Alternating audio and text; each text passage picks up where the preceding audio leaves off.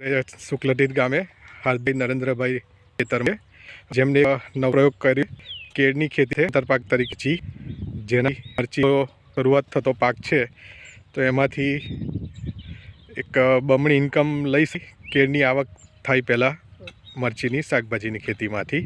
તો આપણે આ ખેતરમાં જોઈએ છે કે એમને કેળની વચ્ચે મરચીમાં બે જાતની વેરાયટી વાવેલી છે. એક લાઇટ કલર અને એક ડાર્ક કલર G4 ટાઈપમાં આખું છે. આપણે આ હાર્દિકભાઈ છે, હાર્દિકભાઈનો અનુભવ આપણે શેર કરીશું. નમસ્કાર ખેડૂત મિત્રો, મારું નામ હાર્દિક પટેલ છે. હું શુક્લતીતનો રહેવાસી છું. હવે આપણે છેલ્લા 3 વર્ષથી એક ખેતીમાં નવતર પ્રયોગ તરીકે કેળાની વચ્ચે મરચી અને ગલગોટાનો આંતરપાકની ટ્રાયલ લીધો છે અને એમાં ઘણું સારું આપણે મળ્યું છે. આ વખતે મેં મરચીનું વાવેતર 1 મહિના પહેલાં કર્યું હતું, મતલબ 1 જુલાઈએ મરચીનું વાવેતર અને 1 જુલાઈએ આપણી પાસે કેળાનું વાવેતર કરેલું છે. એનું કારણ એવું છે કે આપણને મરચીની ઇન્કમ શોર્ટ ટર્મમાં ચાલુ થઈ જાય. 2 મહિનાથી 3 મહિનાની વચ્ચે મરચીની ઇન્કમ આપણને સારી મળે અને લાંબા સમય સુધી મળતી રહે એટલે આપણે 1 મહિનો વહેલું વાવેતર ચાલુ કર્યું છે.